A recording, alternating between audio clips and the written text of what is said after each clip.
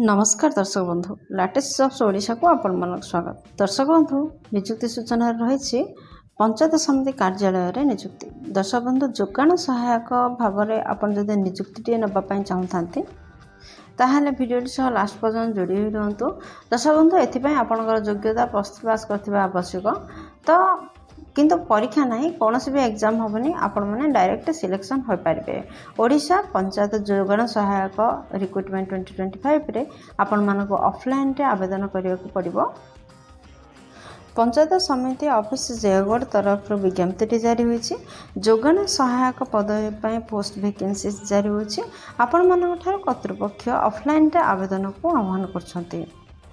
दर्शक बंधु एथिपाई आपनकर शिक्षागत योग्यता कौन रहा उचित एवं बयस सीमा केते रहा दरकार, वैकेंसी डिटेल्स केते रही, टोटाल पोस्ट केते रही, एप्लिकेशन फी अच्छी कि ना, प्लेस ऑफ पोस्टिंग केउठी रहबो, इंपोर्टेंट डॉक्यूमेंट कौन कौन आवश्यक हम जदि आपण मैंने ऑफलाइन आवेदन करेंगे आ कौन कौन इंपोर्टेंट डेट रही शेष में देखिए यह किपरि आवेदन करेंगे और क्यों एड्रेस रे आवेदन करेंगे। दर्शक बंधु बर्तमान मुझे नहीं आसी ओडिशा रे एक ट्रस्टेड जॉब पोर्टल साइट को आपन जदि पेज रे पहुँचा चाहते ताहले आपन देखुवा वीडियो तले थे डिस्क्रिप्शन बॉक्स रे फर्स्ट लिंक रे क्लिक कर दियंतु। आपन माने मथे पेज रे पहुँच पारिबे। ओडिशा पंचायत जोगाण सहायक रिक्रुटमेंट 2025 रो फुल डिटेल्स रे रही। नेम ऑफ ऑर्गेनाइजेशन संगठकर नाम होउछे पंचायत समिति ऑफिस देवगढ़। पंचायत समिति ऑफिस देवगढ़ तरफ विज्ञप्ति आपन जारी होईछि। टाइप ऑफ जॉब रोची कॉन्ट्रैक्चुअल बेसिस रे आपनकर जॉब माने चुक्ति भित्तिक नियुक्ति अटे। कैटेगरी जदि कहबा ताहले ओडिशा सरकारी नियुक्ति अटे। नेम ऑफ पोस्ट देखंतु क्यों पोस्ट पर नियुक्ति प्रकाश पाई। जोगाण सहायक पदवी पर नियुक्ति प्रकाश पाई। एप्लिकेशन मोड ऑफलाइन रे रहउछि। आपण माने स्पीड पोस्ट किंबा रजिस्टर पोस्ट माध्यम रे एहा को आवेदन करि परिबे।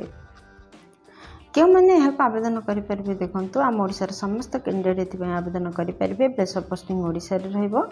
अप्लायर लास्ट डेट रही 20/6/2025 माने जून 20 तारीख पर्यंत अप्लाई रही।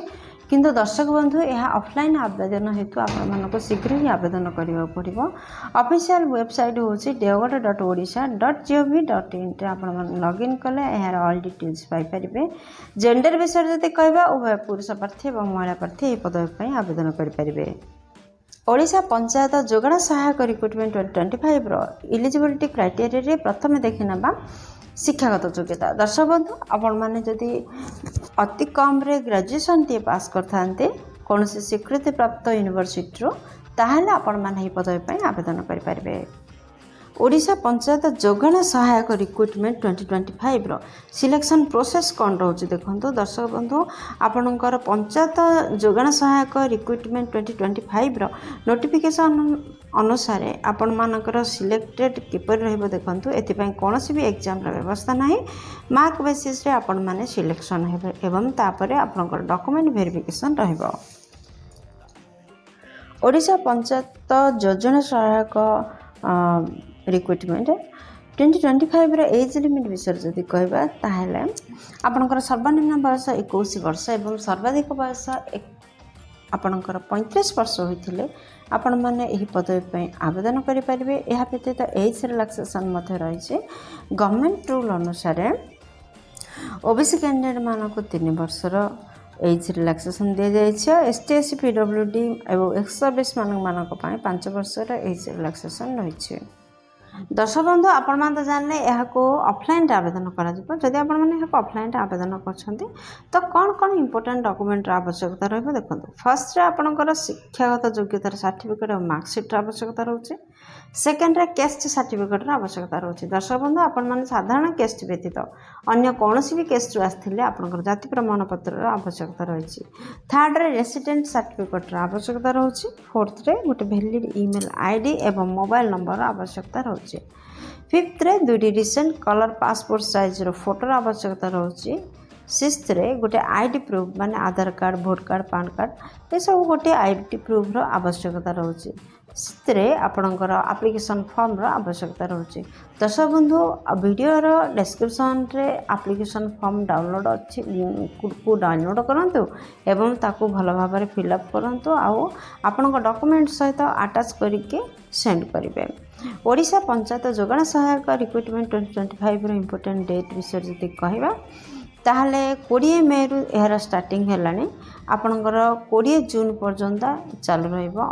आपण माने चाहिले एहाको आवेदन करि परिबे कारण मे 20 रु जून 20 पर्यंत यार अवधि रहिछि।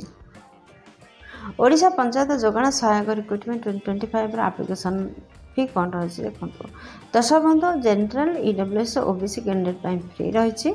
एसटी एससी वुमेन फ्री रही माने गोटे पक्षर कहवाक गले तो सबू कैंडिडेट माने फ्री रे आवेदन करें समस्त देयमुक्त आवेदन रही।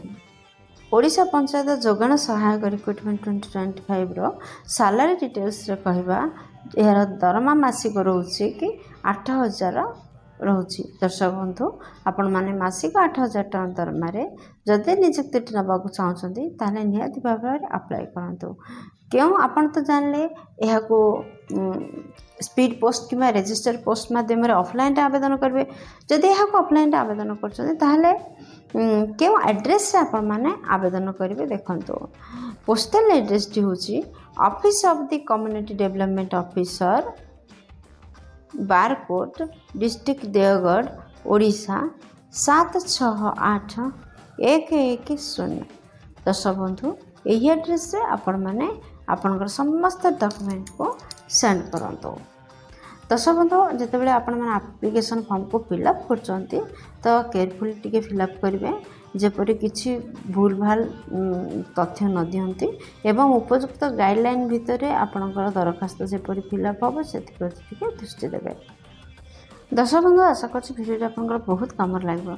जब किसी भी उपकार कर भिडियो गोटे लाइक कर दिंतु सांग सहित यथेष परिमाण शेयर करूँ। चैनल नुआ चैनल को निहाती सब्सक्राइब करते कारण प्रतिदिन प्रकाश पाता नुआ नुआ सरकारी जॉब्र नोटिफिकेशन आपण प्रथम पहुँच पार। भिडियो को एपर्यंत देखिबार आपको अशेष धन्यवाद। पुणी देखा लेटेस्ट जॉब्स ओडिशा नुआ एक फ्रेश अध्याय नुआ एक नियुक्ति सूचना सहित से पर्यंत जय जगन्नाथ।